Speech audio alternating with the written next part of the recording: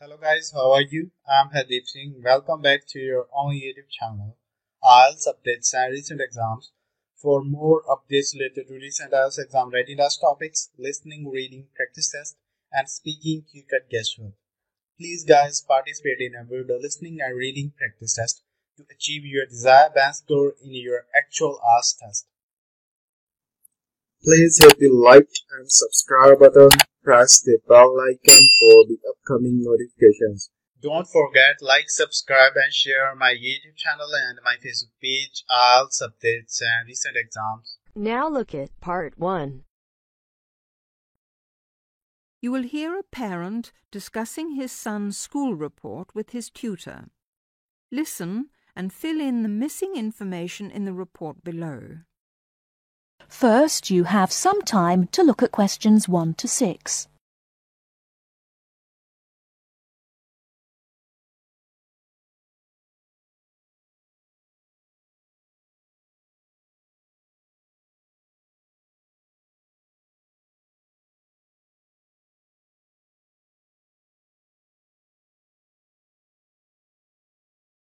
Now we shall begin.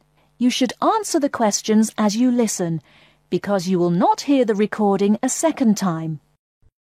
Listen carefully and answer questions 1 to 6. Good evening, Mr. Jameson. Please sit down. Good evening. Now, about my son Stephen's report. Yes, just a minute. Yes, now, what class is he in? Oh, yes, 4E. No, 4A, isn't it? Yes, that's right. Has he improved this year, Mrs. Hargreaves? Yes, I think overall, yes. Mind you, there is still room for more improvement in some subjects. Let's see. Maths. Well, the major problem here seems to be his algebra. Apart from that, he's doing much better. Could you help him with this, Mr. Jameson? Well, to be honest, it wasn't really my best subject at school either. But the overall exam result was encouraging. 60%. Yes, and history, I seem to remember a bad report for this last year. Well, he lacks concentration in the class, and of course this makes it difficult to remember things like dates and names, and a memory is quite useful in a subject like this. Oh dear. Well, I'll have a word with him when I get home and see what we can do to improve that. And music. Music, yes. Is he still having guitar lessons? Yes, every Monday after school. His music teacher has commented that he doesn't seem to be taking them very seriously. I think it was just a craze he had, Mrs. Hargreaves. I've noticed that he hasn't been very interested in practicing at home. And also, he tends to talk a lot in class. I mean, he's very talkative, and he only got 40% in the exam. Well, nobody in our family is very musical, so I don't expect him to do very well. Before you hear the rest of the conversation, you have some time to look at questions 7 to 10.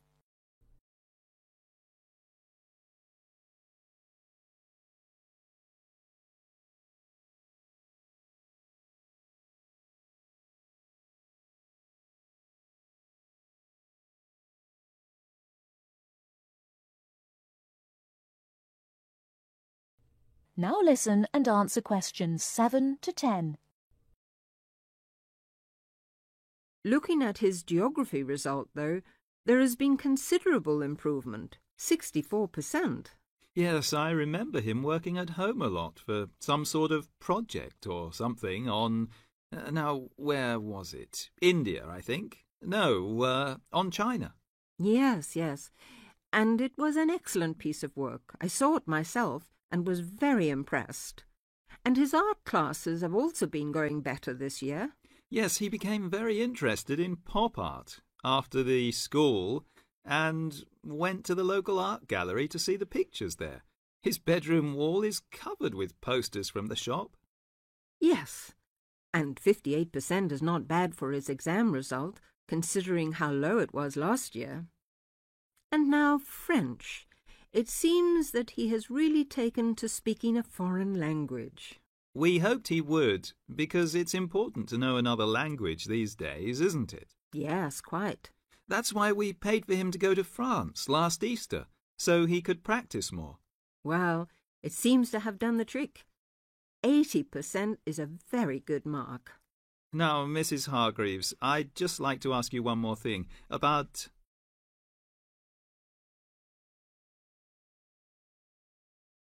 That is the end of part 1. You now have half a minute to check your answers.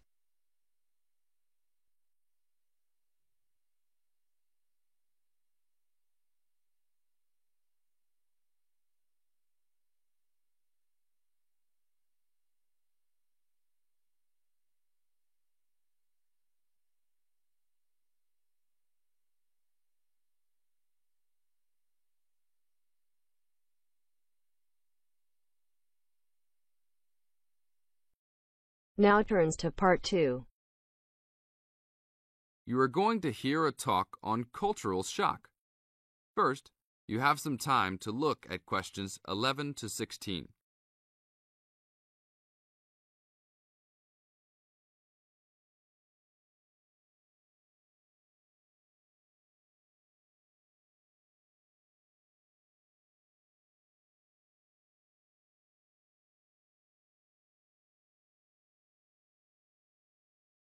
Now listen to the tape and answer the questions.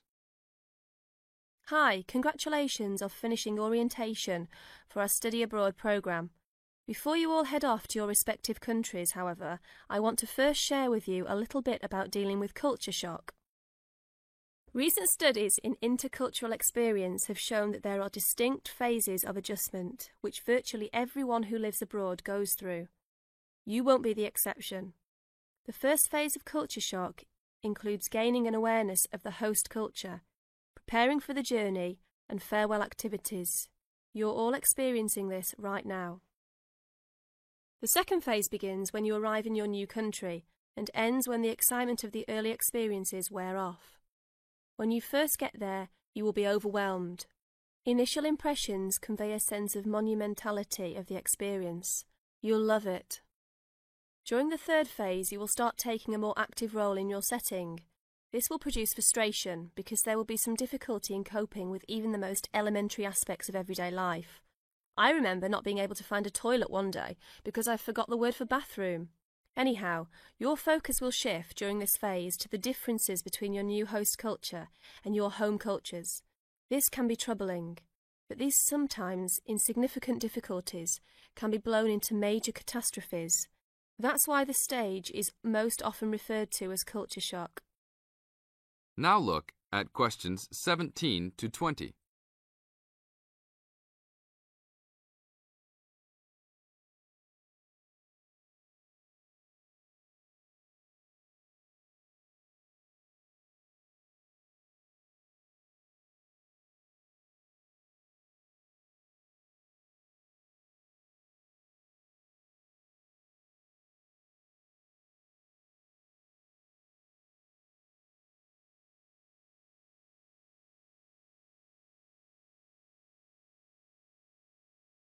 As the talk continues, answer questions 17 to 20.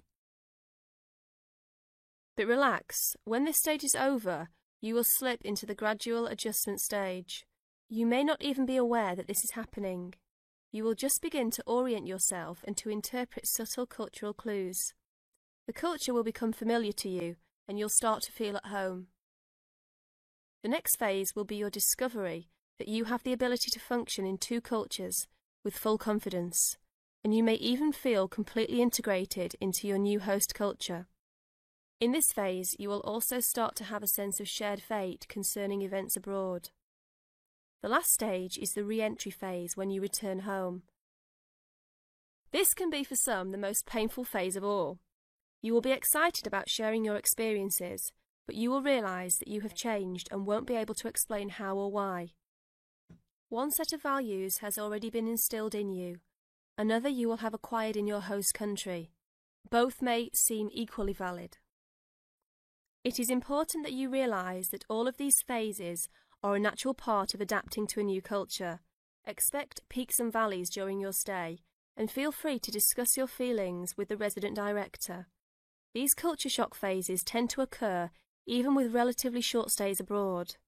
During your stay, if you feel a wave of bewilderment wash over you, remember this little talk and look back at your notes. One very typical reaction against culture shock is the tendency to hang out with other Americans. Remember, you are coming to a foreign country to get to know her people, language and culture better. If you avoid contacts with the foreign language, you cheat yourself and lengthen the process of adaptation. That is the end of part 2. You now have half a minute to check your answers.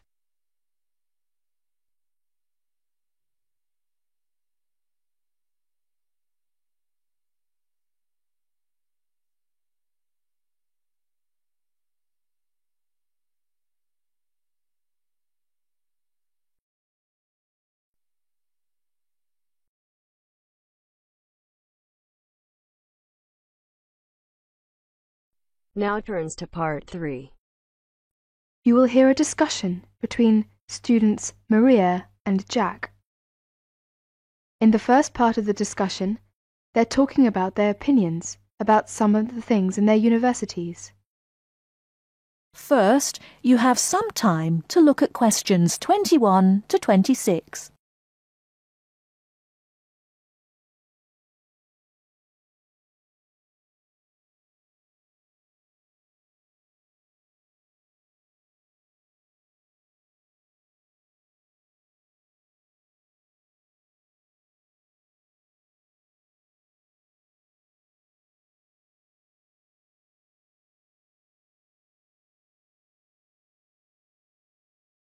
Now listen carefully and answer questions 21 to 26.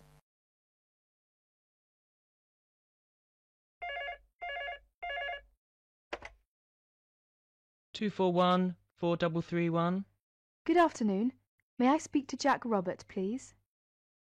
Speaking, please. Hi, Jack. This is Maria. Hello, Maria. How are you getting on there? Fine. I arrived in Nottingham yesterday.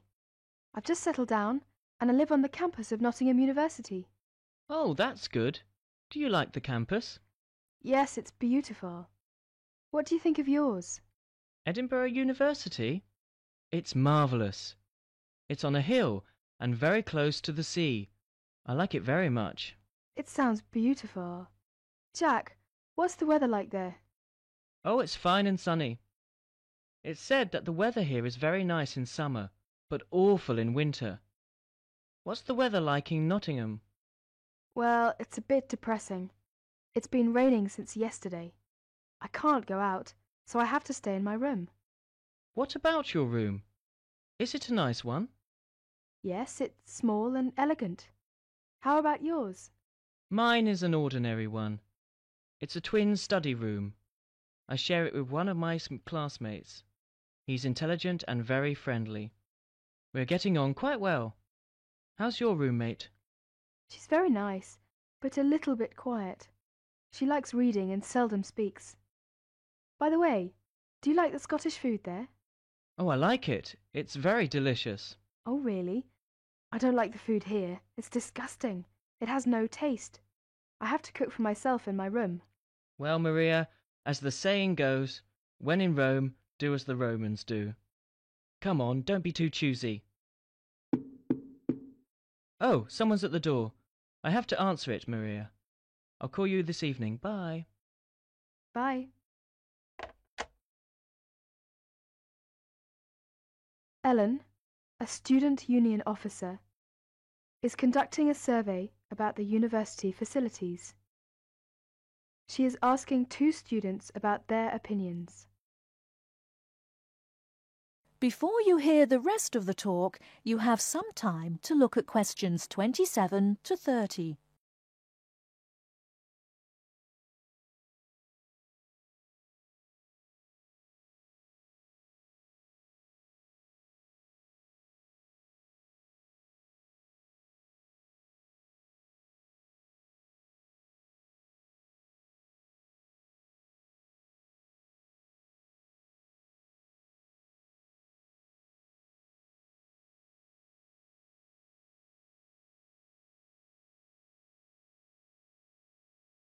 Now listen and answer questions 27 to 30. I'm Alan, and I work for the Student Union. Now, I'd like to hear your opinions about a few things in the university. We've asked for some volunteers to help us conduct this survey into how satisfied students are with the university facilities. First of all, let's take the lecture rooms. We could score them, for instance, 1 is excellent, 2 satisfactory, 3 rather poor, and 4 really bad. Robert, you first, please. What do you think about the lecture rooms here? Not so good, I'm afraid. I would score 3. They're too small for one thing. Sometimes we can hardly find a seat. Yes, but that doesn't happen very often. Personally, I think they're all right. They're comfortable, and the acoustics are quite reasonable. It doesn't matter where you sit, you can always hear the lecture. I would give 2 for them. How do you feel about the car parking facilities? Are they adequate? You must be joking. I can never find a car parking space when I need one, and when I finally do, it's a very long walk to the university's teaching building. I'd give it a 4. I'm afraid I also agree. We need more car parks urgently. This is perhaps one of the major shortcomings of this campus. It gets a 4 from me as well. I come to the university 20 minutes early just so I can drive around looking for a parking space. What about the computer centre then? I think it's first class. The software base contains a large selection of learning programs, language games, and word processing facilities. I would give a score of 1. I quite agree with you. It's very modern and also under the supervision of qualified staff who can offer help to us while we work, should we need them. Oh, good. Well, what do you think of the library facilities? Let's say the periodical room first. Well, I've scored that 3. I'm sorry to have to say, but, I think the room has poor lighting, and I'm disappointed about that. I've given it a score of 1. As far as I'm concerned, it's excellent and well stocked. Thank you, Robert and Mary. Now, let's turn to the photocopying facilities. I would give it a score of 2. Personally, I think it's all right and it's very helpful. Huh? I would score 3. I think it's too expensive for photocopying, and there are not enough machines. Sometimes we have to stand in a line. Okay. Now, let's talk about the... That is the end of part 3. You now have half a minute to check your answers.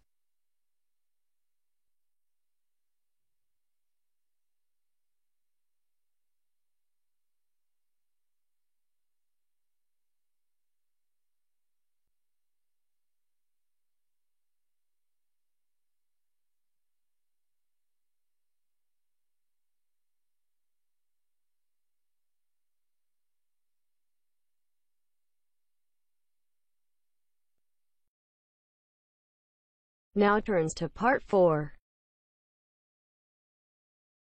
You will hear part of a presentation by a second-year environmental studies student on research into edible vaccines.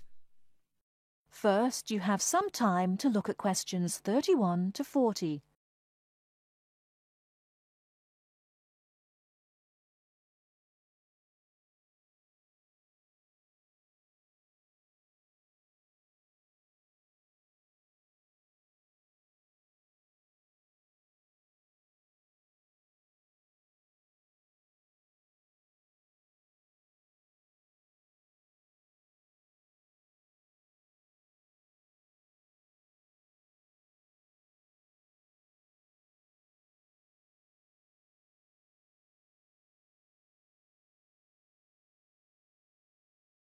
Now listen carefully and answer questions 31 to 40.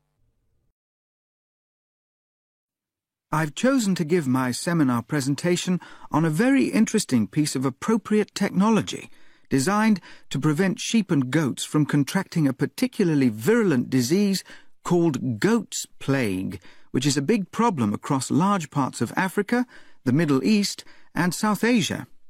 The Indian Institute of Science in Bangalore has been working to produce genetically modified peanut plants to deliver an edible vaccine In other words, vaccine which is given through the medium of food.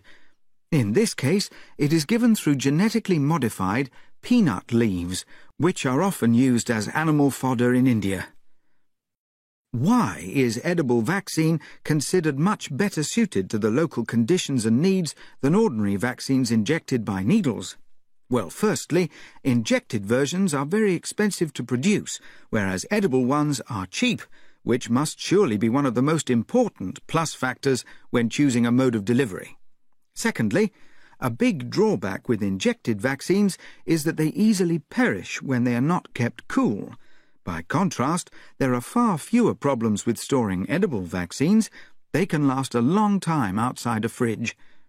You can imagine that in remote rural areas, that is an enormous benefit. Another advantage is, because this edible vaccine only contains one viral protein, it allows vets easily to pick out which animals are infected. It's apparently a common problem with injected vaccine that vets can't distinguish between sick and vaccinated animals. However, edible vaccines do have their drawbacks. The major problem is ensuring that exactly the right dose is delivered. The amounts of vaccine which develop in a given genetically modified plant differ significantly depending on the growing conditions. Obviously, too little of the protein might leave certain animals insufficiently protected. And there is also another shortcoming related to the issue of dosage of these vaccines. 99% of the protein actually perishes in the sheep or goat's stomach. We therefore cannot be sure just how much is getting through and working to protect the animal. These negative aspects really have to be addressed to ensure that animals receive maximum benefit. And finally, as with all GM crops, the transgenic peanut plants will have to be grown under strict supervision if we are to ensure that it does not contaminate peanuts grown for human consumption. Now, moving on to the next part of my seminar presentation.